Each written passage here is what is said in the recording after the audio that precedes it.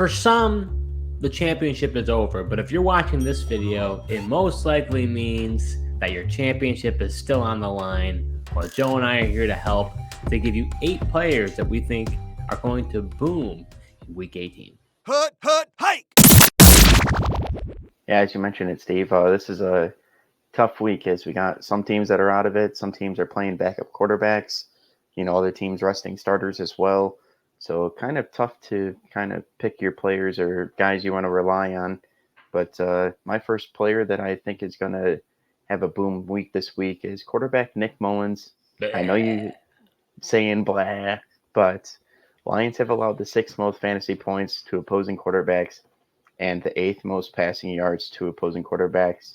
And just a couple weeks ago, he was the starter against the Lions, had 411 passing yards, also had 2 touchdowns. He did throw 4 interceptions, but even with those interceptions, he still finished as a QB 11 on the week, a top 12 quarterback. If he cleans up the turnovers this week, I mean, he's got potential to, be in the top 10 or top 5 maybe at the quarterback position with guys. Carson Wentz is starting. Yeah, guys like Blaine Gabbert out there. I don't know. I think you can do worse than Nick Mullens this week, Steve. Oh, Joe, I don't like this at all. I don't like this at all. I mean, when it comes to Nick Mullens, I mean, he was benched and now he's getting back into the starter role. He doesn't have TJ Hawkinson to throw the ball to. Jefferson's been kind of banged up all year. Addison's sort of questionable. I don't know. And the Lions are angry, after what happened with the Cowboys. Aren't you a little bit concerned? I mean, you're talking about a boom. He's going to boom?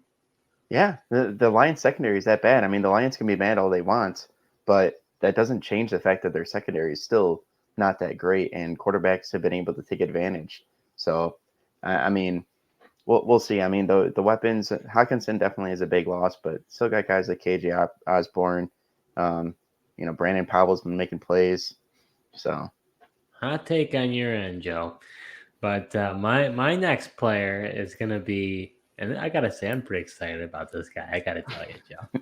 It's wide receiver George Pickens. Of course, you're excited about this guy.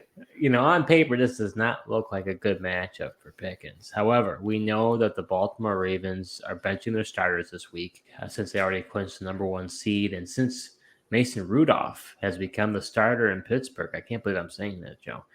He has been the wide receiver 2 and wide receiver 11. He's had a total of 15 targets, 11 catches, 326 receiving yards, and 2 touchdowns. Joe, I've been telling you, this guy is explosive, and he's the guy you want. You don't want Deontay Johnson. And in my mind, you can't not start Pickens at this point. I think he's going to blow up again this week. He's going to help the Steelers get a win in a pivotal divisional matchup against the Ravens backups. Yeah. I mean, the reason I don't mind this play this week, Steve, is the fact that Rudolph the Red-Nosed Reindeer as that quarterback for the Steelers. And, he's been starting for the holidays. I don't know if it was a coincidence there, but Mike, oh boy, he has been actually throwing the ball to George Pickens. And the reason why I always liked Deontay better was, Kenny Pickett and even Trubisky always threw it to Deontay more, but Mason Rudolph has been just throwing it downfield to George Pickens, and he's clearly his number 1 guy, and he's been supporting him pretty well. And like you said, against the reserves of the Ravens, I don't mind just call up for you. But Pickens has always been more talented, though. Yeah, but at the end of the day, that doesn't always matter. He could be more. He definitely is more explosive, more talented than Deontay Johnson, but Deontay Johnson just gets the more of the volumes and targets and makes just enough plays. Well, this isn't a Deontay versus Pickens debate here. So who's your next player who you think is going to boom here? So my next player is going to be running back Kenneth Walker. He gets to face the Arizona Cardinals, and, they have one of the worst run defenses. They're one of the best matchups for running backs, and expecting Kenneth Walker to take advantage. I know he's, been questionable. He's got the shoulder injury, but he's still been playing, and I still expect him to do pretty well in this game. The last time he faced the Cardinals, he had 26 carries for 105 yards. He didn't find the end zone in that game, but that's something he's been able to do of late. And coupled with the yards he's going to get in this game, if he's able to find the end zone this week, unlike he did last time, he'll be one of the top RB finishes. You're not concerned by Zach Charbonnet's usage? No, I've never been concerned with the Zach Charbonnet's usage. I told you that Kenneth Walker was going to be the RB1 this year, and he You're really right. has been. You called that. You got that right. I got that really wrong. I told you. I mean, that's what Pete Carroll was doing. I mean, even when they drafted Rashad Penny, they had, Chris Carson. Chris Carson, stayed the guy, and that's kind of what they've been doing with Kenneth Walker. So my next boom player, and Joe, I'm going to try this again, all right? I'm going to go ahead and tell you to start Stefon Diggs week 18 if you have him.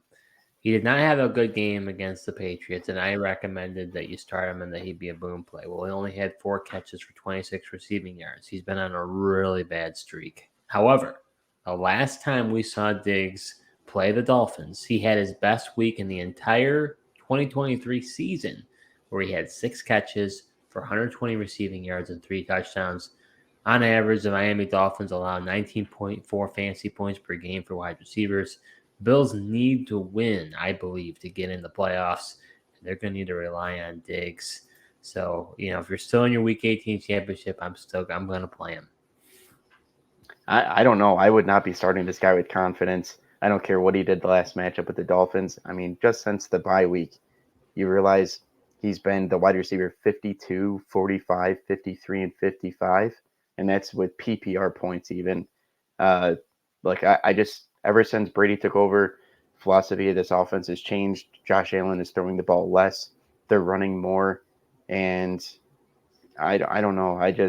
I wouldn't be able to start Diggs with confidence. So you bench him. You would bench him. If you have better options, you might want to. I mean, he's just been such a disappointment.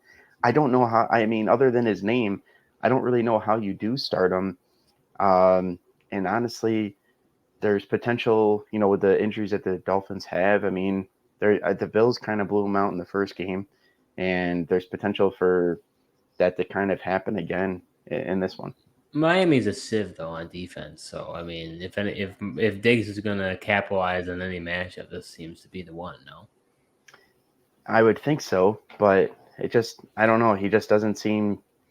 He's still been getting the targets, but I mean, he hasn't had more than since the bye week. Like I'm saying, I mean, he hasn't had more than 5 receptions in a game. He just doesn't seem to be utilized for whatever reason in this offense.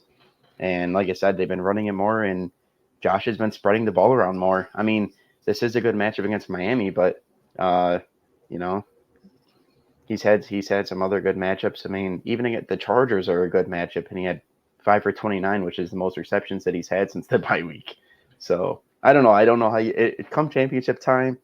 If I could take a flyer on, somebody else, even a guy like maybe Brandon Cooks against Washington, and just bet that he's going to get a touchdown like he has been. He's kind of been touchdown dependent, but at least he's getting the deep shots down the field.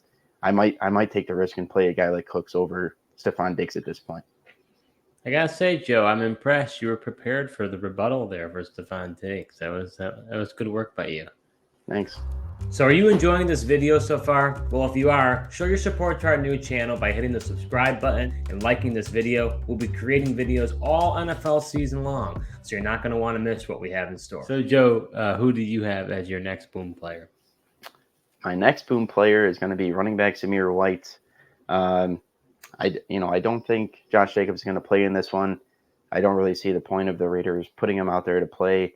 I saw that he's going to be a game time decision. And so I'm expecting Zamir White to get the start like he has been. And the Broncos are the second easiest matchup for running backs. Given the matchup against the Broncos, I think he's going to get utilized a lot and, should have a boom game in this one. Well, you've always said with the Broncos, their biggest thing is they can't stop the run. Can't stop the run. They can't cover tight ends. Right. That's basically what happens with them. Yeah, I mean, even Ezekiel Elliott had a good game and was finished. Had double-digit points for you at the running back position and finished pretty well. Yeah, I think that's a safe call by you. Matchup makes a ton of sense. My next boom play is going to be tight end Juwan Johnson going up against the Atlanta Falcons. In my view, let's continue to ride the hot hand, shall we? I mean, with Juwan Johnson, he's on a 3-week touchdown streak. He had his best game of the year last week, where he had 8 catches, 90 receiving yards, and a touchdown on 12 targets, Joe. This is a guy that you and I both liked, heading into the season during the preseason, where we're talking about players that we think that could take that next step.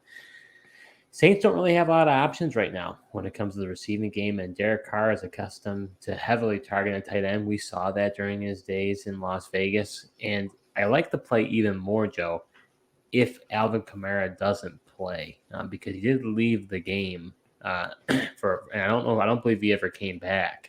And we know that Carr just dumps it off and it's captain check down. So if he can't give it to Kamara, who is he going to give it to? Well, we kind of know our answer with Juwan Johnson. So Atlanta's 24th against the tight end. So I think Juwan Johnson's a great value for you. And most likely he might be available on your wire, to be honest with you, because this is a guy who probably wasn't rostered for most of the year. It's possible that he's out there. There's a lot of tight ends that you probably aren't going to be able to play this week. No Isaiah Likely, no Travis Kelce, no David Njoku. It's looking pretty dire for tight ends. So I really like Juwan Johnson this week. Yeah, I think that makes a lot of sense. Like you said, I mean, Juwan Johnson has been pretty disappointing on the year. Expected bigger things with him, with Derek Carr coming over. It, for whatever reason, just didn't happen early, but it's starting to catch on here late, and it's good to see. And like you said, I could definitely see it continuing and him continuing that touchdown streak at the end of the year here against the Falcons. So, Joe, who's your last boom player for the last week of the regular season for 2023/2024? Yeah, my last player, I'm going to go with wide receiver DeAndre Hopkins. Mike Vrabel said he expects Will Levis to start this game despite the high ankle sprain, which is good news if you got DeAndre Hopkins, because Levis, likes to take the deep shots down the field, unlike Ryan Tannehill. And, even if he's covered, Will Levis will just kind of toss it up to him and give him a chance to come down and make a play. And Hopkins gets to face the Jaguars defense this week, who are the 11th easiest matchup for wide receivers.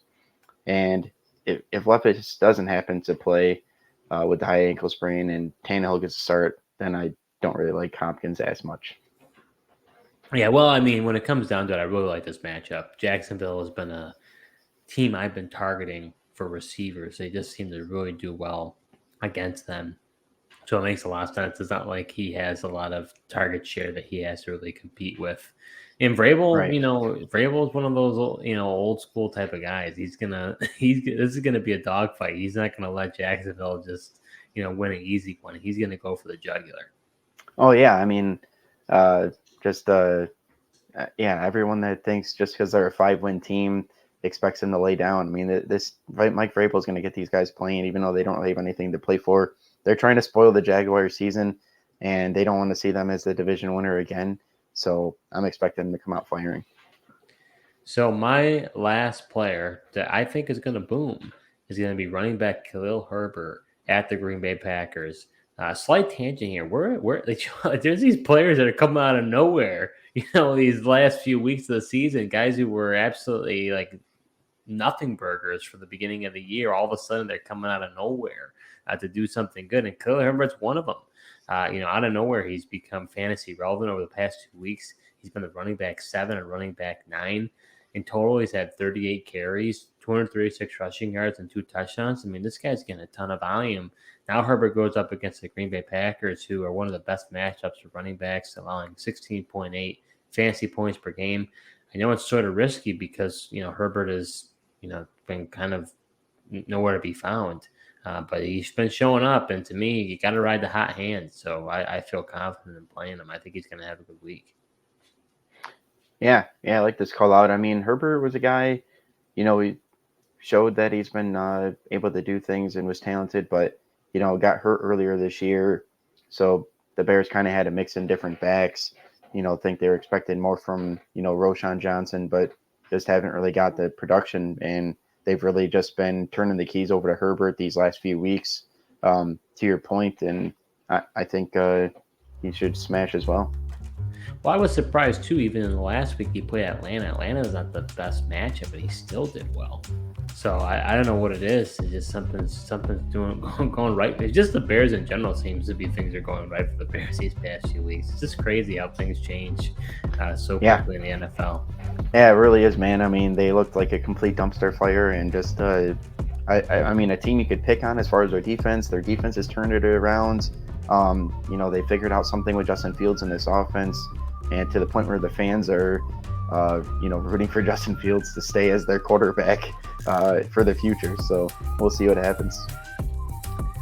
So that does it for our 8 players that we think are going to boom in Week 18. Although the regular season is coming to a close, don't fret, because we're going to be here through the 2024 offseason. Even next week, we might be talking about who we're going to be looking at in 2024. You're not going to want to miss that. Thank you so much for watching, and until next time.